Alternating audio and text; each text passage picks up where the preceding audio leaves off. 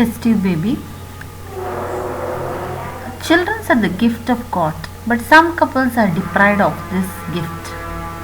So, scientists and doctors have invented a scientific specific technique which is called as test tube baby, and which is otherwise known as IVF, in vitro fertilization, and also embryo transfer. IVF is a process from where the eggs are fertilized by sperm outside the woman's womb after the embryo transfer into human uterus. And the procedure has an average success rate, it is only of 15%.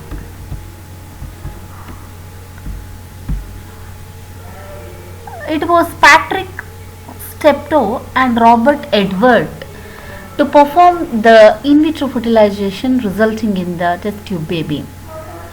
In vitro fertilization is a process of fertilization where an egg is combined with a sperm outside the body. In vitro means in glass. The process involves monitoring and stimulating the woman's ovulatory process, removing an ovum or egg or ova from the woman's ovary and letting the sperm fertilize them in a liquid in a laboratory. The fertilized egg undergoes embryo culture for 2 to 6 days and it is then transferred to the same or another woman's uterus with the intention of establishing a successful pregnancy. There is no difference between IVF and test tube baby. In vitro fertilization is a process where the female egg and male sperm is fertilized outside of the body in a test tube in a liquid and after embryo culture transferred to the same woman womb or another. So the first IVF baby was Louis Brown, was born using this natural in vitro fertilization in the year 1978. So since the technology has advanced and the technique refined in order to create safer and successful treatment.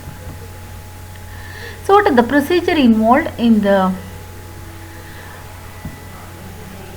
test tube baby? Step by step the process. The first step is egg production stimulated by the hormone therapy, egg retrieved from the ovary, sperm sample provided, eggs and sperm combined, then fertilized egg introduced into the uterus. Coming to the egg production stimulated by the hormone therapy means the fertility drugs containing the fertility hormone, that is follicle stimulating hormones, are given to the women, and this FSH makes the ovary produce more number of eggs than the usual, and the vaginal ultrasound scan can monitor the process in the ovaries. Step 2 is egg retrieved from the ovary. The eggs are collected through the minor surgical procedure known as follicular aspiration. A very thin needle is inserted through the vagina and into the ovary, and the needle which is connected to the suction device, and this sucks the egg out, and this process is repeated for each ovary.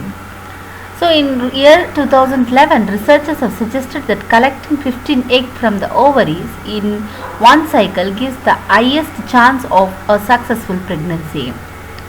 And frozen or donated eggs may also be used for IVF. And the third step is sperm sample provided. The eggs that have been collected are placed together with the male sperm and kept in an environmentally controlled chamber.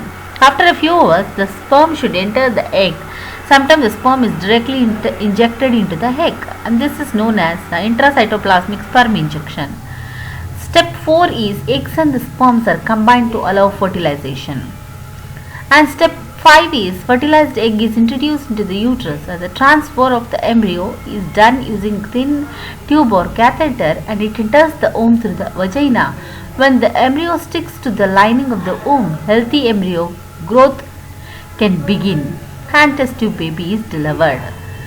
For some women who has undergone a laparoscopy or to remove fibroid or endometriotic lesions, repair a hydrocephalic unblock of fallopian tube or reverse tubal ligation, the surgery actually increases the chances of getting pregnant.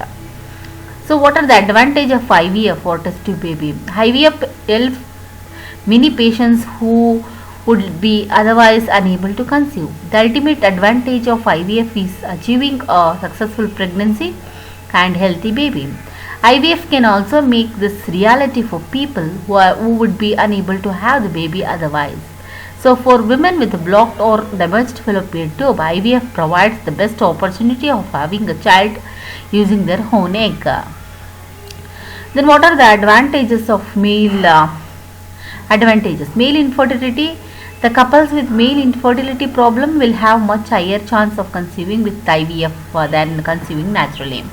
Women with premature ovarian failure or menopause can have IVF treatment using a donor egg, which typically has a high success rate. Unused embryos can be donated to research or another couple. If you are lucky enough to have an embryos to spare, this can use to help the other people and even save the lives. With the permission of biological parents, unused embryos